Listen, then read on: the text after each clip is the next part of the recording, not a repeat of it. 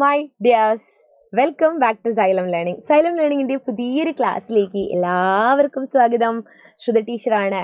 അപ്പോൾ നിങ്ങൾക്ക് വേണ്ടിയിട്ട് വളരെ പ്രധാനപ്പെട്ട ഒരു പരീക്ഷാ ചോദ്യം, സാധ്യതയുള്ള ചോദ്യ പേപ്പറൊക്കെ ഇങ്ങനെ മാറി വരികയാണ് അല്ലേ. അപ്പോൾ ടീച്ചർ ഇങ്ങനെ സെർച്ച് ചെയ്തുകൊണ്ട് നിൽക്കുന്ന സമയത്ത് ടീച്ചർക്ക് തോന്നുകയാണ് ഇതിനൊരു സാധ്യതയുണ്ട്, ഈ പരീക്ഷയ്ക്ക് അല്ലെങ്കിൽ മറ്റൊരു പരീക്ഷയ്ക്ക് ഇവർക്കത് യൂസ്ഫുൾ ആകും എന്നുള്ളത്. അങ്ങനെ ഒരു ചോദ്യമാണേ. ഒരു ചിത്രം തരും ഇപ്പോൾ, എന്നിട്ടല്ലേ ഒരു കാർട്ടൂൺ തരും, അതിനെപ്പറ്റി നമ്മളോട് എഴുതാൻ പറയും. നിങ്ങൾക്ക് എന്താണ് തോന്നുന്നത്, നിങ്ങളുടെ അഭിപ്രായം, വിശകലനക്കുറിപ്പ്, അങ്ങനെയൊക്കെ നിങ്ങളുടെ അഭിപ്രായം എഴുതാനും, അതുപോലെ ഇതിൽ നിന്ന് നിങ്ങൾക്ക് എന്താണ് മനസ്സിലായത്, അങ്ങനത്തെ ചില ചോദ്യങ്ങളൊക്കെ തന്നുകൊണ്ട് ചോദ്യപേപ്പറിൽ കാണുന്നുണ്ട്. അപ്പോൾ അങ്ങനെ ഒരു ചോദ്യം ടീച്ചർ കാണിച്ചു തരാം കേട്ടോ. അപ്പോൾ പരീക്ഷയെ ചിരിച്ചുകൊണ്ട് നേരിടാൻ ഇത്തരത്തിലുള്ള ചോദ്യങ്ങളൊക്കെ നമ്മൾ പരിചയപ്പെടുത്തുന്നത് നല്ലതാണ്. ഓരോ ക്ലാസ്സിൽ നിന്നും അടുത്ത ക്ലാസ്സിലേക്ക് പോകുന്ന സമയത്ത് നിങ്ങൾക്ക് കൂടുതൽ നന്നായിട്ട് എഴുതാനും വായിക്കാനും ഒക്കെ കഴിയും. അപ്പോൾ നമ്മുടെ ചാനൽ ആദ്യമായിട്ട് കാണുന്നവർ സബ്സ്ക്രൈബ് ചെയ്യുക, ലൈക്ക് ചെയ്യണം, വീഡിയോസ് ഫ്രണ്ട്സിന് ഷെയർ ചെയ്ത് കൊടുക്കണം. നമ്മുടെ ലൈവ് ക്ലാസ്സുകളൊക്കെ കൃത്യമായിട്ട് കാണണം.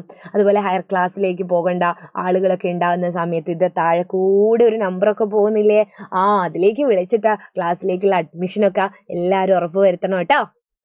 ഇന്നിപ്പോൾ ടീച്ചർക്ക് പറയാനുള്ളത്, ഇവിടെ നിങ്ങൾ മൊബൈൽ ഫോണ് ഉപയോഗിക്കാത്ത കുട്ടികളല്ലല്ലോ, എല്ലാവരും മൊബൈൽ ഫോൺ ഉപയോഗിക്കും. ഇപ്പം ടീച്ചറിൻ്റെ ക്ലാസ് കാണുന്നത് എങ്ങനെയാണ്, മൊബൈൽ ഫോൺ നോക്കിയിട്ടാണ് അല്ലേ.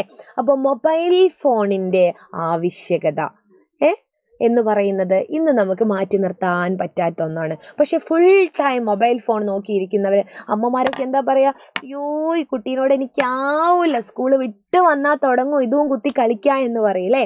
എന്നാൽ ക്ലാസ്സിൻ്റെ സമയത്ത് സൈലത്തിൻ്റെ ക്ലാസ്സൊക്കെ ആകുമ്പോൾ നിങ്ങളെ അമ്മമാർ തന്നെയല്ലേ, കണ്ടോ മാരത്തോൺ കണ്ടോ, ലൈവ് ക്ലാസ് കണ്ടോ, നാളെ പരീക്ഷയല്ലേ എന്നൊക്കെ അവർ പറഞ്ഞിട്ട് നമുക്ക് ഫോണ് തരും അല്ലേ. അപ്പോൾ രണ്ട് രീതിയിലാണ് ഇപ്പോൾ മൊബൈൽ ഫോണിനോട് നമ്മൾ പ്രതികരിക്കുന്നത്. ഒന്ന്, ഏത് സമയവും മൊബൈൽ. പക്ഷെ അവർ തന്നെ നമ്മളോട് എന്ത് പറയും, ഇതാ മോനിത് കണ്ടോ, മോളിത് കണ്ടോ എന്ന് പറഞ്ഞ് നമ്മുടെ നേരേക്ക് ആ ക്ലാസ്സും കൊണ്ട് ഇങ്ങോട്ട് വരും അല്ലേ. അപ്പോൾ അങ്ങനെ ഒരു രണ്ട് ചിത്രമാണ് ഇവിടെ ഉള്ളത്. നോക്കൂ, മൊബൈൽ പൂതമേ സ്കൂൾ തുറന്നു, എൻ്റെ കുഞ്ഞിനെ ഇനിയെങ്കിലും തരൂ എന്ന് പറയുന്ന ഒരു അമ്മ. പിന്നെ എന്താണ്, മൊബൈൽ ഫോണിൻ്റെ മുകളിൽ ഇങ്ങനെ ഇരിക്കുന്ന ഒരു കുട്ടി. നിങ്ങൾ കാണുന്നുണ്ടോ, മൊബൈൽ ഫോണിൻ്റെ ഉള്ളിലാണ് കുട്ടി ഇരിക്കുന്നത്. നിങ്ങളൊക്കെ അങ്ങനെ ആയിരിക്കും അല്ലേ.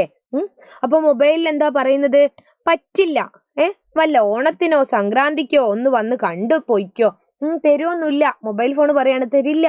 വല്ല ഓണത്തിനോ സംക്രാന്തിക്കോ, അതായത് കൊല്ലത്തിൽ ഒരു പ്രാവശ്യം ഞാൻ വന്നൊന്ന് കണ്ടോ നിങ്ങളുടെ കുട്ടീന എന്നുള്ള രീതിയിൽ അങ്ങനെ ആയി മാറിയിരിക്കുന്നു നമ്മൾ.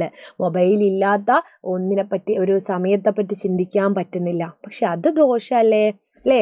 ഇവിടെ മൊബൈൽ പൂതമേ എന്ന് വിളിക്കുന്ന എന്താ, മലയാളത്തിൻ്റെ പ്രിയ എഴുത്തുകാരൻ, പ്രിയ സാഹിത്യകാരൻ, പ്രിയ കവി ഇടശ്ശേരി ഗോവിന്ദൻ നായരുടെ ഒരു കവിതയുണ്ട് അല്ലേ. ഏതാണ്, ഇടശ്ശേരി കവിത പൂതപ്പാട്ട്. അതിൽ കുട്ടിയെ തൻ്റെ കുട്ടിയെ തട്ടിക്കൊണ്ടുപോയ ഭൂതത്തിൻ്റെ അടുത്ത് പോയിട്ട് എൻ്റെ കുഞ്ഞിനെ ഒന്ന് തരൂ എന്ന് പറയുന്ന ഒരമ്മയുണ്ട്, നങ്ങേലി എന്ന് പറയുന്ന ഒരമ്മ. അപ്പോൾ അതാണ് ഇവിടെ പറയുന്നത് കേട്ടോ. ഇവിടെ പറയുന്നത് മൊബൈലിനെ ഭൂതമായിട്ട് കാണുന്ന ഒരമ്മ. ഇനി ഇവിടെ നോക്കിക്കേ, ഈ ചിത്രത്തിൽ എന്താ പറയുന്നതെന്നറിയോ, ഇത്ര പെട്ടെന്ന് മോൻ്റെ ഓപ്പറേഷനുള്ള പണം കണ്ടെത്താൻ കഴിയുമെന്ന് കരുതിയില്ല, ഒരുപാട് നന്ദിയുണ്ട് എന്ന് പറയുന്ന ഒരാൾ. അതായത് മകൻ്റെ ഓപ്പറേഷത്തിന് വേണ്ടിയിട്ട് ഇത്ര പെട്ടെന്ന് പണം കണ്ട എന്താണ് ഒരു വ്യക്തി അല്ലേ, പണം കണ്ടെത്തിയ ഒരാൾ മറ്റൊരാൾക്ക് നന്ദി പറയുകയാണ്. അപ്പോൾ അയാൾ പറയുന്നുണ്ട്, നന്ദി പറയേണ്ടത് എന്നോടല്ല, അതിന് സഹായിച്ച നവമാധ്യമങ്ങളോടാണ്. അതായത് നിങ്ങൾ പല പോസ്റ്റുകളും കാണാറില്ലേ, എന്തൊക്കെയാണ് പോസ്റ്റുകൾ കാണാറ്, ഇന്നയാളുടെ കരൾ മാറ്റിവെക്കൽ ശസ്ത്രക്രിയക്ക് ഇത്ര ലക്ഷം രൂപ പെട്ടെന്ന് വേണം അല്ലേ, ഇത്ര കോടി വേണം എന്നൊക്കെ പറഞ്ഞാൽ 24 മണിക്കൂറിൻ്റെ ഉള്ളിൽ അല്ലെങ്കിൽ മണിക്കൂറുകൾക്കുള്ളിൽ ഈ നവമാധ്യമങ്ങൾ, ഈ സോഷ്യൽ മീഡിയാസ് അല്ലേ, നമ്മൾ മൊബൈലിലൊക്കെ ഒരു മെസ്സേജ് അയച്ചു കഴിഞ്ഞാൽ അതെല്ലാവരിലേക്കും ഫോർവേഡ് ചെയ്യും. ഒരു വാട്സപ്പ് ഗ്രൂപ്പിൽ നിന്ന് മറ്റൊരു വാട്സപ്പ് ഗ്രൂപ്പിലേക്ക്, ഫേസ്ബുക്ക് വഴി, ഇൻസ്റ്റഗ്രാം വഴി, അങ്ങനെ എല്ലായിടത്തും എത്തിയിട്ട് അവരുടെ അക്കൗണ്ടിലേക്ക് പണം അല്ലേ പെട്ടെന്ന് എത്തുകയും ഓപ്പറേഷനും അതുപോലത്തെ അസുഖങ്ങൾക്കുള്ള കാര്യങ്ങളൊക്കെ പെട്ടെന്ന് നടക്കുകയും ചെയ്യുന്നു. എന്നിട്ട് അത് അവരത് യൂസ് ചെയ്തു എന്നാണ് പറയുന്നത്. അതായത് സോഷ്യൽ മീഡിയ അവർ നല്ല രീതിയിൽ ഉപയോഗിച്ചു. അപ്പോൾ ഒരു ദോഷവും ഒരു ഗുണവുമാണ് ഇവിടെ പറയുന്നത്. അപ്പോൾ മൊബൈൽ ഫോൺ ഇല്ലാത്തൊരവസ്ഥയെപ്പറ്റി, സോഷ്യൽ മീഡിയ ഇല്ലാത്തൊരവസ്ഥയെപ്പറ്റി നമുക്ക് ചിന്തിക്കാൻ പറ്റുന്നില്ല. എന്നാലും അത് നല്ല രീതിയിൽ ഉപയോഗിക്കണമെന്നാണ് പറയുന്നത്. അപ്പോൾ അതിനെപ്പറ്റി നമുക്ക് എഴുതാൻ പറഞ്ഞാൽ ഇങ്ങനെ എഴുതാം: മൊബൈൽ ഫോൺ ഇല്ലാത്ത ഒരു ലോകത്തെപ്പറ്റി നമുക്ക് ചിന്തിക്കാൻ പോലും ഇന്ന് കഴിയില്ല. ആധുനിക ലോകത്ത് അത്രയ്ക്ക് അവിഭാജ്യ ഘടകമായി മാറിയ ഒന്നാണ് മൊബൈൽ ഫോൺ. ഈ രണ്ട് ചിത്രങ്ങളും സംവദിക്കുന്നത് മൊബൈൽ ഫോൺ ഇന്നത്തെ സമൂഹത്തിൽ ചെലുത്തുന്ന സ്വാധീനത്തെ പറ്റിയാണ്. എന്നാൽ ആദ്യ ചിത്രത്തിൽ മൊബൈലിനെ ഒരു ഭൂതമായി കാണുന്ന അമ്മയുടെ ചിത്രമാണ്. മൊബൈൽ ഭൂതത്തോട് തൻ്റെ കുഞ്ഞിനെ തിരിച്ചു തരാൻ കെഞ്ചുന്ന അമ്മ. മൊബൈലിൻ്റെ മുകളിൽ കയറിയിരിക്കുന്ന കുഞ്ഞ്. ഇല്ല, തരില്ല. വല്ല ഓണത്തിനോ സംക്രാന്തിക്കോ വേണമെങ്കിൽ വന്ന് കുഞ്ഞിനെ കണ്ടുപോയിക്കോ എന്ന് മൊബൈലിൻ്റെ മറുപടി. ജനിച്ചു വീഴുന്ന കുഞ്ഞുങ്ങൾ വരെ ഇന്ന് മൊബൈലിന് അടിമയായി മാറുന്നു എന്ന സൂചന നൽകുന്നതാണ് ഈ ചിത്രം. ഇടശ്ശേരിയുടെ ഭൂതപ്പാട്ടിലെ ഭൂതത്തെ ഓർമ്മപ്പെടുത്തുന്നതാണ് ഈ മൊബൈൽ ഭൂതം. രണ്ടാമത്തെ ചിത്രത്തിൽ ഇന്നത്തെ വിവര സാങ്കേതിക വിദ്യ, അതായത് IT, ഇൻഫർമേഷൻ ടെക്നോളജി യുടെ സഹായത്തോടെ ഒരു വ്യക്തിയുടെ ഓപ്പറേഷനുള്ള തുക എളുപ്പം കണ്ടെത്തുന്നതിനെ പറ്റിയാണ് പറയുന്നത്.